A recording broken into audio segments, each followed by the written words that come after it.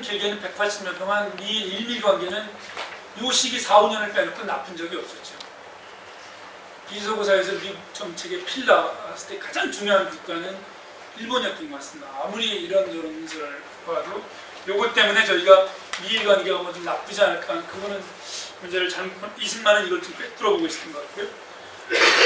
세 번째는 이제 중국과 소련 이런 냉전 시대의 압도적인 거대한 사회주의 국가의 존재로 인해서 동아시아 범주를 벗어나서 일본이 국가 생존을 할 수 있는 데는 방금 전까지 전쟁을 했지만 미국 위에 존재하지 않았기 때문에 일본은 생존을 위해서도 이제 탈동아시아를 해야 된다. 한국의 경우에는 이 탈동아시아가 그러니까 근대 시기 제1차 세계화 아편전쟁부터 한국의 개항까지를 이제 동아시아 제1차 세계화라고 할 때 그때 저희 앞에 4개의 선택지가 있었는데 민족주의 그룹, 뭐 최익현이나 이런 동학 민족주의 그룹은 중국으로 다시 회귀하는 거였고, 그 다음에 두 번째가 이제 근대 그룹들 6.1준, 윤치호, 이완용, 그 전에 김옥균 이 그룹들이 문명을 따라서 근대화를 추구하다가 결국 동아시아 유일한 문명국가 일본이었기 때문에 친일로 전락하고, 세 번째가 이제 안중근, 신채호, 여운형, 조서왕으로 이어지는 조봉헌도 중간에 그렇고 동아시아 연대, 동아시아 평화 그룹이고, 바로 네 번째가 이제 서재필, 이승만, 안창호, 이상재 이 그룹들의 이제 국제 동아시아를 벗어나지 않고 한국이 일본, 중국, 러시아의 소유국으로서의 사랑하기 때문에 이 그룹들이 쓰는 용어가 똑같아요. 한반도가 동양, 극동, 동아의 중심이다 이런 얘기를 하는데, 중심은 센터라는 뜻이 아니라 이제 크로스로드 뭐 이런 뜻인데 프로텍스.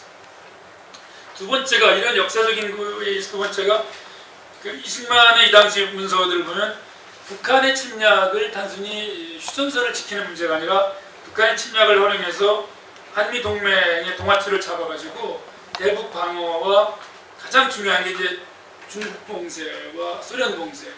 이건 이념도 중국, 소련은 우리와 다르지만 이서는 수천 년 동안, 수천 년 동안 독립정신에서도 쭉 강조하고 있지만 한반도의 영토적 야익이기 때문에 미국을 잡지 않고 이 둘을 견제할 수 없는.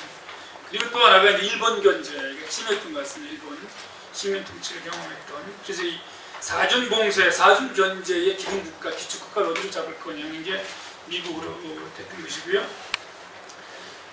동아시아를 넘으려고 이승만이 지속적으로 했던 것은 바로 미국이 한국을 너무나 오래 버려왔고 배제했어. 일본은 그렇게 늘 잡아줬으면서도 테프트 카스라하고 뭐 포츠모트 조약을 완전히 팔아넘기는 거니까 한국을 그냥 포츠모트 조약 뭐 현장에서 그냥 한국을 미국이 팔아넘기는 그런 걸 이제 나중에 문서를 통해서 다 보고 나서 이걸 어떻게 뒤집을 거냐. 한국을 계속해서 버렸던 파리 강화의 이런 거는 스스로 모욕을 많이 느꼈고 이걸 어떻게 뒤집을 거냐 해서 한국을 버렸던 미국을 잡아서 동맹국가를 만드는. 그래서 근데 비교는 좀 재밌는 것 같습니다. 엠파이어 대 엠파이어, 제국 대 제국과 제국 대 식민지의 조우였는데도 일본은 상당히 고분고분했고 요시다가 이승만은 굉장히 목소리도 높이고 고분고분하지만 상당히 목소리도 높이고 뭐 걷어차기도 하고 현장을 근데 결과는 조금 한국이 조금 더 나은 선택을 한 것이 아닌가. 일본은 결국 반항구적인 반주권 국가. 근데 피터 가첸슈테라는 부처정 실험가가 얘기하는 일본과 서독과 대만과 남한 같은 경우는 표면적으로는 주권 국가였지만 가장 중요한 군사안보 문제에 미국의 종속주의를 시험할 수 있었어요. 일본은 이게 좀 지속적인 거고 한국은 초기에 반주권 국가나 종속 국가에서 점차 주권 국가를 전이하는 박정희 때 이제 이게 전이되는 걸 전도하는 것까지. 이승만한테 초기 정책을 만나시고요. 세 번째 이제 이러한 요시다와 이승만이 구조적으로 동아시아를 넘을 수밖에 없습니다. 넘지 않으면 안 됐던 걸 설명을 하면서 그러면 왜 동아시아에서 한국 문제 때문에 얄타 체제가 정치되는지 전혀 뭐 얄타 체제나 이 동아시아는 저는 유럽 학자들하고 좀 논쟁을 하고 있는 건데요. 전혀 저는 뭐 얄타 체제는 정초가 안 됐다고 주장을 하거든요. 중국 문제나 일본 문제나 한국 문제, 동남아 문제가 이게 얄타의 구상하고는 전혀 이거는 엇나가고 있습니다. 특히 중국 문제는 뭐 초장부터 얄타의 구성은 완전히 빗나갔기 때문에 여기에는 냉전 체제가 전혀 다르다. 그 핵심이 한국 전쟁과 샌프란시스코 체제로 기결된. 여기 중국 문제는 자세히 다루지 않았습니다만, 그거는 역시 그 그림에서 3페이지의 그림 핵심인데요.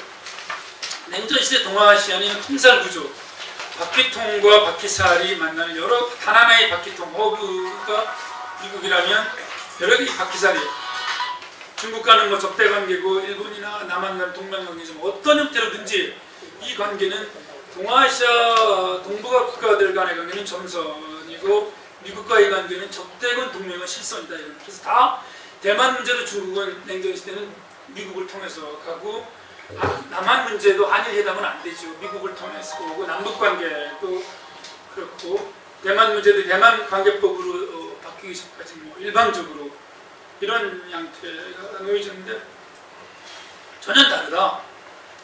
그 유럽에서는 이게 얄타의 원형이죠. 그래서 미국과 소련의 국제적인 냉전과 나토와 WTO, 버르샤바 조약, 버르샤 트리티 오르가니제이션의 양자 대결. 그래서 그 동독과 소독, WTO와 EG가 웨스트 저머니와 이스트 저머니인데, 이건 보면 이건 뭐 소련이 무너지면 동독이 이 거대한 나토와 소독한테 버틸 수가 없는 거죠. 그런데 그 뒤에 보시면 4페이지의 그림을 보시면 이 허브 앤 스포크스가 이렇게 작동을 했습니다. 이 양자 구조가 벡터를 뒤집어버리면, 공간을 뒤집어버리면 어떻게 되냐면 미국 소련이라는 그 글로벌 냉전 구조와 일본 중국이라는 지역 냉전 구조가 유럽에는 전혀 존재하지 않던, 근데 거기에 미소의 합의가 관철될 수 있었는데 여기는 미소의 합의가 미국은 일본을 통해서, 소련은 중국을 통해서 어떤 리저널 메타모로시스라고 할까, 지역적 변형이 있었다는 것이고, 그런 점에서 이건 뭐 소련이 망해도 중국, 북한이 합쳐가지고 중국이 이게 미국 지금 뭐 G2까지 커졌으니까 상당히 한반 통일 문제는 이런 지역적 랜드스케이프를 보지 않으면 안 되는. 그래서 거꾸로 더 우리가 냉전시대 문서들을 보면 남북한은 빨리 통일될 것이고 동서독은 어려울 것이다. 이게 미소 때문에 거꾸로가 되죠. 그런 문서가 수도 없어요. 60, 70년대에 그 미국 국무성 문서도 보면 민족을 말하지 않고 통일을 말하지 않은 독일은 훨씬 그 유럽 냉전 해체와 함께 통일이 됐는데 맨날 통일 민족을 얘기했던 저희는 이게 뭐 어디서 갈리는 거냐 이게.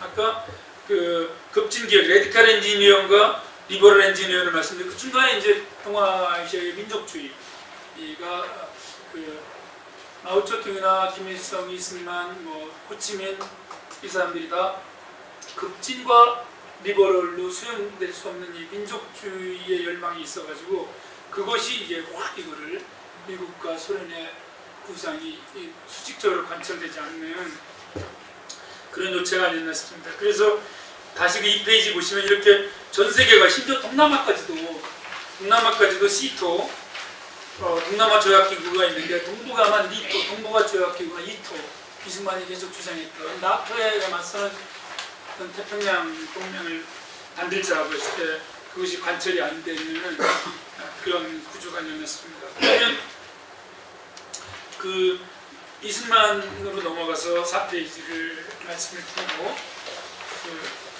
이 시단은 아마 제가 간략하게만 말씀드리고 남기정 선생님 말씀을 드려야 될 것 같습니다. 너무 제가 좀 어려운 문제에 봉착해가지고 이따 말씀드릴 건데요. 저는 이승만이 한국 문제를 삐뚤어 봤기 때문에 이승만의 말이 이렇게 뭐 보면 어느 부분은 이순신하고 비슷한 데가 있어요.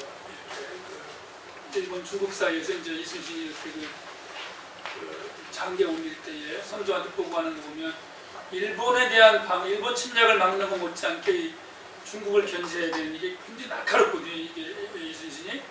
근데 이게 보면 그 한미 상하방위 조약을 맺을 때에도 미국을 잡아가지고 일본 중국을 견제하려고 공산주의 나갈 뿐만 아니라 일본을. 그래서 미일 안보 조약이 맺어지자마자 한국 전쟁의 전환과는 관계없이 아주 이승만은 똥줄이 타는 거예요. 일본이 미국을 잡으니까 미국을 버릴까봐 테프트 카스트라에서 확실히 받고 일반 명령 1위에서 뭐 완전히 그냥 반쪽여버리는 걸 받고 소련한테 퍼는 거죠. 이거를. 그래서 이제 이때 근데 굉장히 재밌는 것 같습니다. 미국을 잡으니까 글로벌 필라를 하나 잡으니까 냉전을 국가의 안전 보장을 확보해야 하니까 한일 관계, 근대화를 위한 경제 관계를 박정희가 뚫을 수가 있었고, 그다음에 동아시아로 이제 들어오는 게 박정희 때 일본, 베트남 그리고 중동까지 가죠. 그리고 이제 그 산업화의 효과가 어느 정도 일본의 경제 원조, 베트남 특수, 중동 특수가 수그러들 때쯤 한일 관계의 그런 튼튼한 걸 기반으로 될 때 이제 그러나 거의 예술에 가까운데요. 한중 한수수교를 한미 관계를 하나도 다치지 않으면서 돌파해내는, 남북 관계도 다치지 않으면서, 저는 이승만 다음으로 외교를 가장 잘하는 건 노태우라고 생각합니다. 한미 동맹도 안 다치고 한중 한수수교를 했고, 한중 한수수교 북한의 동맹 국가를 우리와 관계 정상화하면서 남북 관계도 한반도 비핵화 운동이나 남북 그때의 외교 안보를 정책을 개청했던 걸 인터뷰하면서 한미동맹 방으로 아주 큰 브레이크스루는 상당히 체계적이었던 것을 배웠습니다. 그러면 왜 이게 집단안보기구가 부재했는가? 이승만이 태평양 동맹을 필리핀의 키리노나 대만의 장개석을 이어서 이걸 하려고 했던 것은 이 나토, 그러니까 이승만은 양자주의 의미를 알고 있었어요. 박사 논문을 보면 중립국에 대한 프린스턴 대학에 제출한 박사 논문을 보면 알고 있어요. 이거를 미국의 중립국 역할 때문에 국제 균형 작용을 하는 것을 알고 있었기 때문에 집단안보를 빨리 주장을 하거든요. 한국전쟁 이전에 이미. 그런데 이게 동북아시아의 냉전의 특징, 미국의 동북아 전략, 이승만의 동북아 전략이 딱 만나는 게 바로 이 집단안보였는데, 여기서 이제 이게 깨져나갈 때에 이승만이 두 개를 동시에 미국한테 던지는 걸 볼 수 있습니다. 집단안보를 하든지 아니면은 상호방위조약을 한국전쟁 이전에 빨리 맺어달라. 만약에 이승만안이 받아들여졌다 집단안보고, 저는 한국전쟁은 거의 어려웠지 않겠습니까? 여기 그림에서 보다시피 나토를 상대로 동독이 소독을 때릴 수는 없거든요. 한국전쟁 직후에 소련 비밀문서들 좀 많이 냉전 해체되고서 봤는데요. 근데 만약에 여기 이토가 있었다면 이토를 상대로 북한이 때리기 어려웠을 겁니다. 중국이나 소련은. 근데 그게 없는 상태에서 주한미군 철수를 하니까 이제 북한과 소련과 중국이 그 공간을 뚫고 나온 것이다 생각을 해봅니다. 5페이지로 넘어가가지고요. 지금 되게 배정된 시간이 7분 정도만 남아서 빨리 하고 마무리를 하겠습니다.